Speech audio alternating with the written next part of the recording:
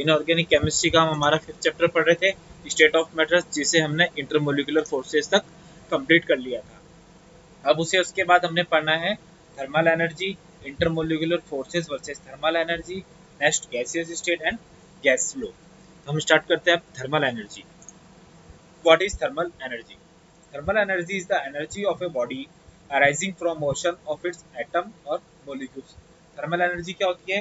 Body के motion करने से जो एटम्स और मॉलिक्यूल्स बॉडी के अंदर अवेलेबल हैं, उसके मोशन करने से जो एनर्जी प्रोड्यूस होगी, हम उसे हम बोलते हैं thermal energy. It is directly proportional to the temperature of the substance, यानी अगर टेम्परेचर इंक्रीज होगा तो बॉडी का थर्मल एनर्जी जो उसका टेम्परेचर है वो भी इंक्रीज होगा। It is the measure of average kinetic energy of the particle of matter and is this responsible for movement of particle. यानी काइनेटिक एनर्जी के मेजर के अकॉर्डिंग एवरेज होती है, यानी जो काइनेटिक एनर्जी होगी उसकी जो एवरेज होगी वो थर्मल एनर्जी होगी। इसलिए क्या होगा कि ये पार्टिकल के मूवमेंट के लिए बहुत ही रेस्पॉन्सिबल होती है। This movement of particle is called thermal motion. जो थर्मल एनर्जी की वजह से पार्टिकल का मूवमेंट होगा उसे हम थर्मल मोशन बोलते हैं। अब हम देखते हैं intermolecular forces versus thermal energy, इन दोनों के बीच में क्या होगा।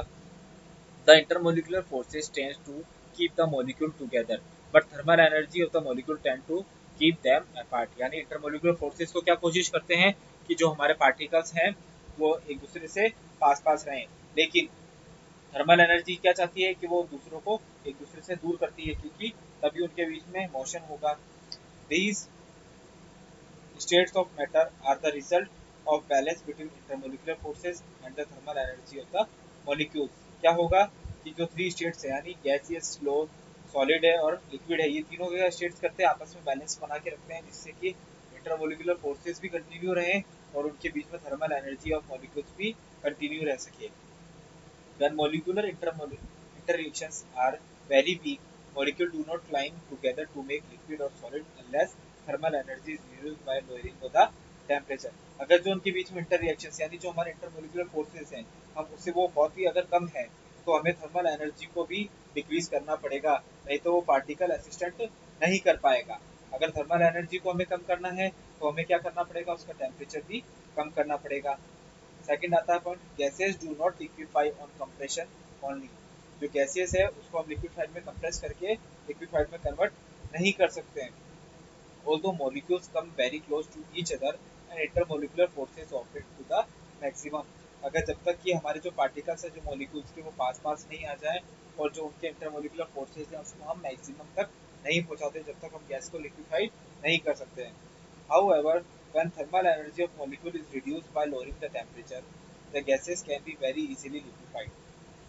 अगर हम क्या करेंगे, जो हमारी थर्मल एनर्जी है उसको रिड्यूस कर देंगे। थर्मल एनर्जी को कैसे रिड्यूस कर सकते हैं, जब हम उसका टेम्परेचर कम कर देंगे तो क्या होगा, जो गैसेस है वो इजीली क्या हो जाएगी, लिक्विफाइड हो जाएगी। Predominance of thermal energy and the molecular interreaction energy of a substance in 3 state is deprecated। यानी हमारी जो टेम्परेचर है अगर हमें उसे लिक्विफाइड इजीली करना है तो हमारे को क्या करना पड़ेगा, उसकी थर्मल एनर्जी को डिक्रीज करना पड़ेगा और इजीली क्या हो जाएगा वो, हम उसके स्टेज को चेंज कर सकते हैं। यानी अगर हमें किसी भी सब्सटेंस की 3 स्टेजेस में से चेंजेस करना है तो उसकी थर्मल एनर्जी को कम करना पड़ेगा और उसके इंटरमोलिकुलर फोर्सेस को ज़्यादा करना पड़ेगा। यही क्या होता है, थर्मल एनर्जी और इंटरमोलिकुलर फोर्सेस में रिलेशन होता है। अब हम स्टार्ट करते हैं गैसियस स्टेट। क्या होती है gaseous state? This is the simplest stage of matter. Throughout our life we remain immersed in the ocean of air which is a mixture of gases. क्या है, सबसे सिंपलेस्ट फॉर्म है कौन सी, matter की, जिसके थ्रू ही हमारी क्या है जो लाइफ साइकिल है वो चलती है। जैसे ओशियंस हैं, उन ओशियंस में क्या है, गैसेस के काफ़ी मिक्सचर्स पाए जाते हैं। We spend our life in the lower most layer of the atmosphere called troposphere. हम अपनी जो लाइफ स्टाइल है वो कहाँ पे फेस कर रहे हैं, एटमोसफेयर की सबसे लोअरेस्ट सेल के अंदर, जिसे हम बोलते हैं troposphere, which is held to the surface of the earth by gravitational force। किसके थ्रू लगी हुई है, हमारे ग्रेविटेशनल फोर्स के through. the thin layer of atmosphere is vital to our life। it shields us from harmful radiations and contains substances like oxygen, nitrogen, carbon dioxide, water vapor etc। जो हमारी third layer है जिसे हम क्या बोलते हैं, ozone layer, वो क्या है, थिन लेयर ही है गैसेस की, जिसमें काफ़ी गैसेस है, dioxygen, dinitrogen, carbon dioxide, water vapour etcetera उसमें पाई जाती हैं, जो कि हमारी लाइफ के लिए बहुत ही इंपॉर्टेंट है। गैसेज आर हाईली कंप्रेसिबल, ये इसके करेक्टर्स है गैसेज के। देखिए, हाईली कंप्रेसिबल होती है, gases exist pressure equally in all direction, तो उनके ऊपर गैसेज के ऊपर जो प्रेशर लगेगा वो सभी डायरेक्शन में सेम होता है। Gases have much lower density than the solid and liquid, इनकी जो डेंसिटी है वो क्या होती है, सॉलिड और लिक्विड के कंपैरिजन में कम होती है। The volume and the shape of gases are not fixed, इनकी जो शेप है और वॉल्यूम है वो फिक्स नहीं होती है। These assume volume and shape of the container, container की जैसे वॉल्यूम होगी उसी के अकॉर्डिंग इनकी शेप भी कन्वर्ट हो जाती है। Gases mix evenly and comparatively in all proportions without any mechanical add, इनको क्या कर सकते हैं, इजीली मिक्स कर सकते हैं बिना किसी मैकेनिकल प्रेशर के थ्रू या कोई अप्लाइंग या कोई प्रोसेस लगाए बिना।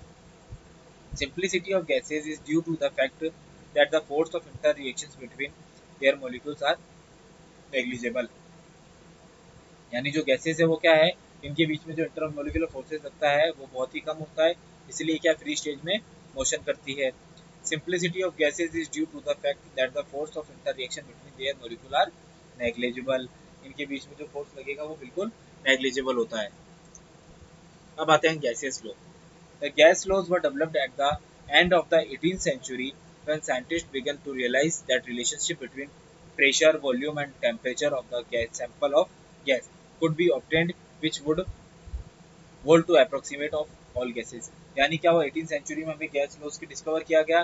क्यों किया गया, अगर साइंटिस्टों ने रियलाइज किया कि प्रेशर, वॉल्यूम और टेम्परेचर हैं तो किसी गैस के उनके बीच में क्या रिलेशन हो सकता है जिसके अकॉर्डिंग वो आपस में एक दूसरे को रोके रखते हैं, इसलिए गैस लॉज डिस्कवर किए गए। सबसे पहला गैस लॉ आता है हमारा बॉयल्स लॉ। बॉयल्स लॉ को बोलते हैं हम pressure volume relationship. In 1662 Robert Boyle studies the relation between volume and pressure of a gas of fixed amount at constant temperature, यानी जो बॉयल साइंटिस्ट था उसने क्या किया, टेम्परेचर को तो कांस्टेंट रखा और प्रेशर और वॉल्यूम के बीच में रिलेशन निकाला।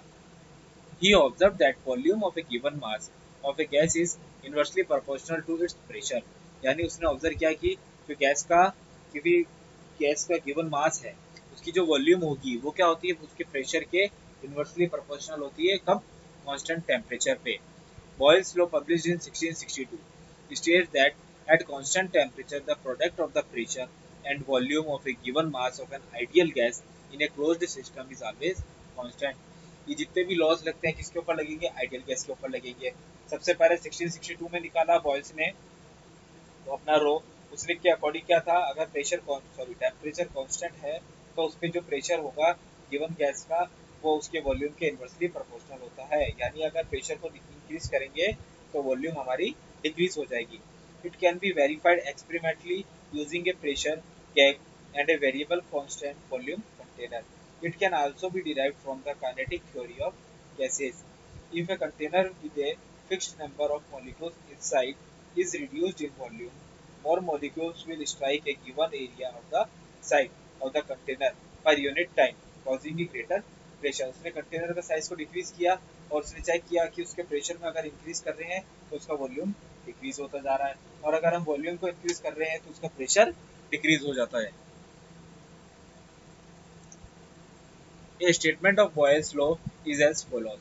देखिए क्या होगा, the volume of a given mass of a gas is inversely related to the pressure with the temperature is constant। कैसे करेंगे, अगर हम देखिए at constant temperature the volume of a definite mass of a gas is inversely proportional to its pressure। देखिए हमारा temperature अगर constant है तो जो वॉल्यूम होगा वो उसके प्रेशर के इन्वर्सली प्रोपोर्शनल होगी। अगर हम प्रोपोर्शनल का साइन हटाएंगे तो के हमारा कांस्टेंट आ जाएगा, तो क्या हो जाएगा, पीवी इज इक्वल टू के। अगर हम दो मॉलिक्यूल्स के लिए लेते हैं बॉयल्स लॉ तो क्या हो जाएगा, एक पार्टिकल का प्रेशर वॉल्यूम P1 V1 और दूसरे पार्टिकल का प्रेशर वॉल्यूम क्या हो जाएगा P2 V2। इस तरीके से हम क्या कर सकते हैं, मैथमेटिकली बॉयल्स लॉ को डिनोट करते हैं। वेयर K1 या K is the proportionality constant, the value of constant K1 depends upon the amount of the gas, temperature of the gas and the unit in which pressure and volume are expressed। उसके according ही K हमारी जो proportionality constant है K उसकी value depend करेगी। It means that at constant temperature product of pressure and volume of a fixed amount of gas is constant, यानी constant ही रहेगी। If a fixed amount of at constant temperature T occupying volume V1 and pressure V1 undergoes expansion so that volume becomes V2 and pressure becomes P2 that according to Boyle's law, जो कि मैंने भी आपको पहले बताया P1 V1 is equals to P2, P2 क्या हो जाएगा, एक कांस्टेंट होगा। ये था बॉयल्स लॉ।